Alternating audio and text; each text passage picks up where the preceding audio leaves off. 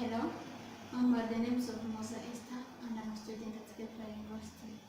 Now I'm working on a goal which is called manage a healthcare organization, and in that goal there is a project which is making new managers, and in that project there is a deliverable um, that I have uh, a video in it that I have to make, and in this video I'm going to act as a medical office manager at the medical offices, um, manager at the medical offices of doctors, finger, hands and foot, where I will present about the descriptions the of the following 5 major functions and the 3 primary management styles. So let's proceed with the 5 functions of management. The first one is planning, which refers to the way of mapping and setting steps that can be used in an organization in order to achieve its goals. Then the second one is organizing, also which refers to the organizing every single materials that can be used according to the manager's plans of giving authority and assigning tasks to the employees in order to achieve the goal of company. There is also staffing, which refers to the recruiting and training and developing employees in the organization. At this time, managers should work hand in hand with human resource department in order to achieve the goal. The fourth one is leading, which refers to the way managers should motivate, communicating effectively, guiding and encouraging employees, and solving problems that can be found in the business in order to be developing and achieve its goals. And the last but not least is controlling. This is the way of checking and see if there might be some obstacles or some problems that can hinder the development and the achieving of goals of the company. Also, let's proceed with some 3 primary management styles. The first one is directing. Directing is a key managerial function to be performed by the manager along with planning, staffing, controlling, and organizing in the business. This style encourages learning by letting employees to learn new things in the business and guide them.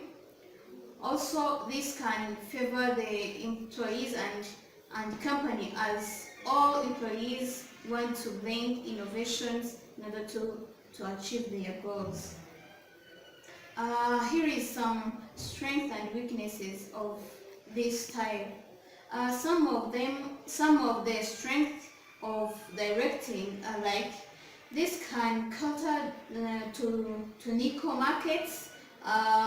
It would find a better way of doing something, great for creating future leaders, and so on. To the side of weaknesses, this style can promote conflicts with people who resist changes in the business. Also, it can promote productivity, which can suffer if the leader fails to imbue a strong sense of accountability among his or her staffs. The second style of managing is delegating. Delegating is used by manager while empowering employees by giving or assigning tasks as a way of empowering them in the business. So the delegating style is appropriate when employees have the experience, skills, and motivation to to the to get the job done and feel free to whatever they are doing as an expert in the business. To the side of strengths and weaknesses, this style can bring great for creating successors, knowledge transfer takes place organically, can inspire people to act as move forward goals, also can build strong relationships in the company, and delegating of tasks results in better use of time for the leaders and get well time management.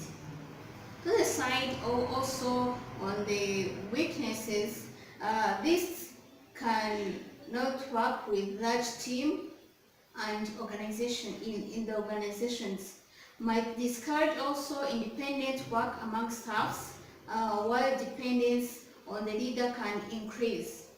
Last but not least is that this leads to the competition of employees, as everyone wants to be accountable than the others. Let's proceed to the last style of management, which is discussing.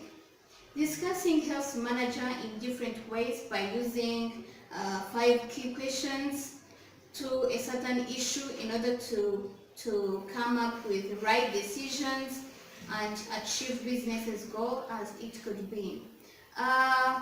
Let's proceed with strength and the weaknesses of this style management.